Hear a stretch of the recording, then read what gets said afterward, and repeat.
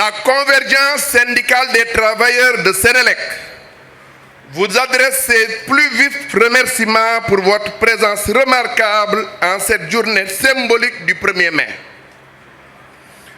Votre mobilisation, comme je le disais tout à l'heure, témoigne de votre attachement aux valeurs de solidarité, de justice sociale et de défense des droits des travailleurs. C'est avec une profonde émotion et un profond respect que nous nous inclinons devant la mémoire de nos illustres disparus, parmi lesquels je voudrais citer exceptionnellement Mademba Sok, figure emblématique du mouvement syndical sénégalais. Leur engagement, je veux nommer les disparus, leur combat et leur sacrifice pour la cause des travailleurs continueront de nous inspirer. Que leurs âmes reposent en paix. Le thème que nous avons choisi ce matin, cette année, comme l'a dit Ibra Fall, je le rappelle, la CSCS, face à ses responsabilités dans un contexte de réforme institutionnelle, on en a beaucoup parlé dans le film, et de remise en question des acquis sociaux, interpelle notre conscience collective, le thème. Il nous oblige à faire une pause,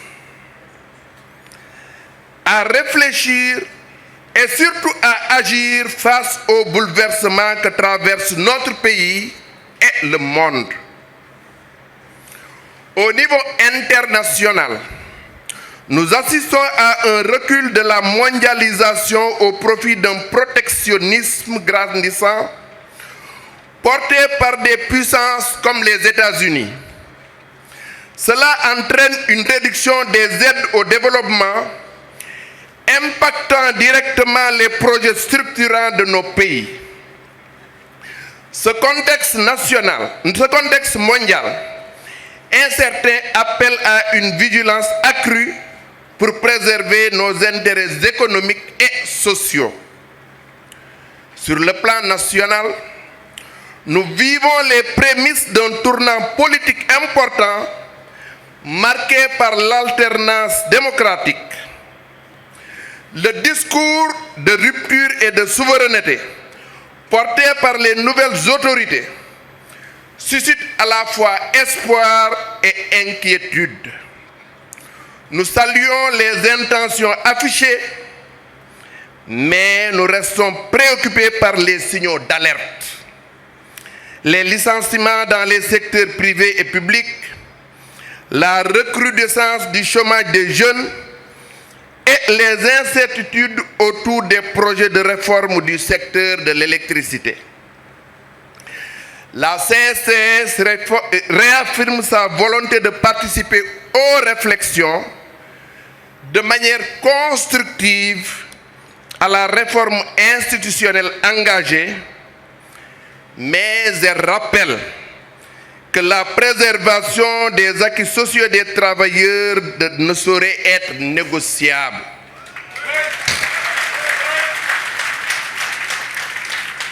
Nous restons ouverts au dialogue, Monsieur le ministre, mais nous serons fermes dans nos convictions.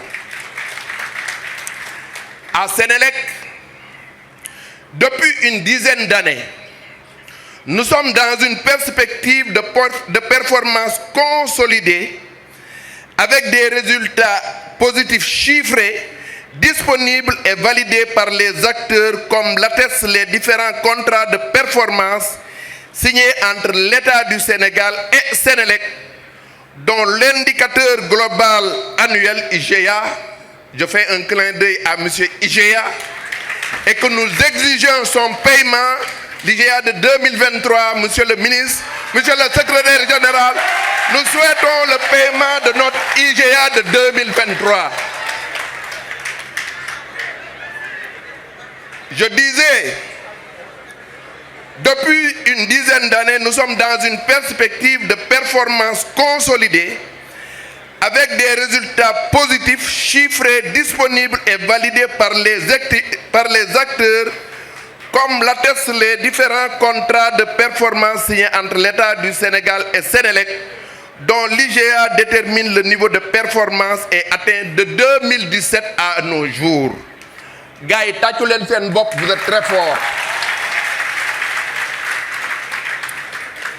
Entre autres performances, nous pouvons retenir la production d'énergie, que la production d'énergie est passée de 6654 gigawattheures en 2023 pour passer à 7464 gigawattheures en 2024. Vous avez une performance en matière de production de plus de 12%. Gatchengala ma travailleur Sénélec. Yamoulen Fofude.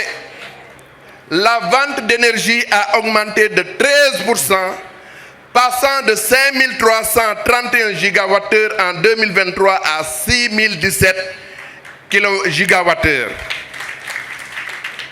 Encore un double chiffre d'affaires bi.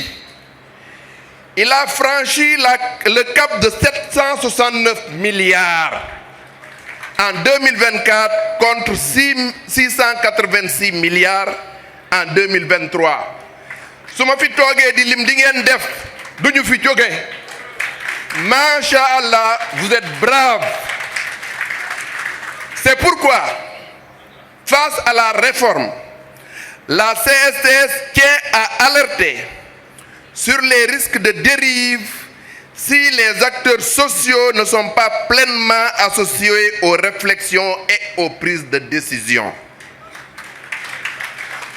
Toute tentative de remise en cause des acquis mettrait en péril le climat social entretenu de manière responsable et en parfaite intelligence entre la direction générale et nous, la CSTS.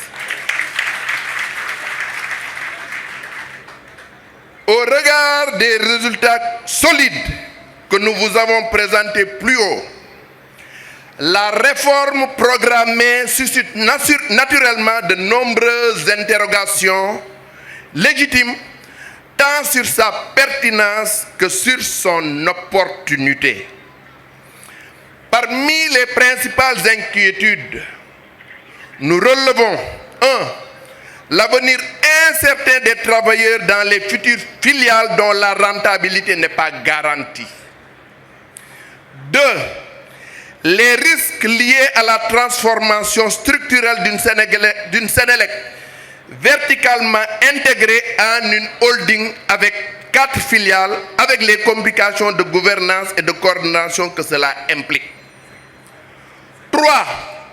La fragilisation financière possible liée à la dérogation accordée au ministre de tutelle sur le seuil d'éligibilité des clients qui risque d'entraîner la perte de gros clients et une baisse conséquente du chiffre d'affaires. Lolo duñu ko nangu. Le danger d'un renchérissement du coût du kilowattheure en cas d'accès des tiers au réseau sans mécanisme clair de régulation des coûts de transit. L'absence d'une véritable conduite du changement nécessaire pour accompagner sereinement une réforme de cette ampleur. Ensuite, parmi les inquiétudes, je le rappelle, il y a l'absence d'une étude approfondie basée sur un business plan clair, crédible et validé. Enfin, l'absence d'exemples internationaux de succès d'une réforme identique dans un contexte similaire au nôtre. Monsieur le ministre, ces préoccupations sont d'autant plus fondées que la qualité de service de Sénélec s'améliore, que ses performances sont incontestables et que des opportunités majeures se profilent avec l'exploitation imminente du pétrole et du gaz. Alors, si réforme il doit y avoir, ne devrait-elle pas être pensée de façon souveraine, concertée et pragmatique? Le cas échéant, Pourquoi ne pas envisager un modèle où l'État resterait majoritaire dans le capital des filiales tout en s'ouvrant au secteur privé national, garant d'une meilleure gestion, d'une efficacité renforcée et d'une appropriation citoyenne du service public. Dans cette logique, la participation des travailleurs au capital de ces entités pourrait être un levier puissant de motivation et de mobilisation dans l'intérêt commun.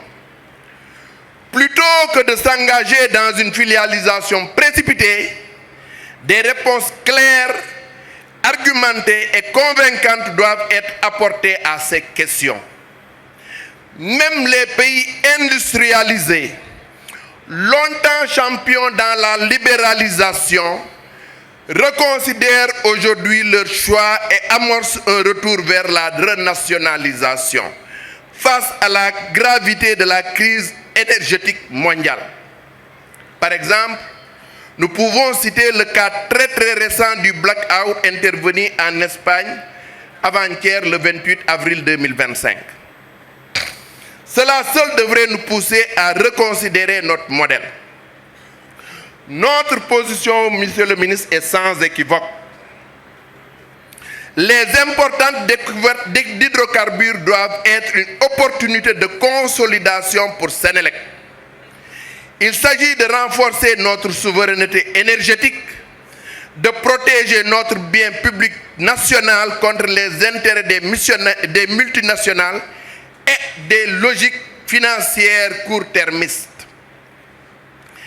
Les nouvelles autorités doivent actualiser l'étude ayant conclu au processus de réforme institutionnelle, faire un état des lieux du programme de restructuration et organiser de larges concertations transparentes et inclusives avec toutes les parties prenantes du secteur avant toute adoption de loi portant réorganisation de Sénélec.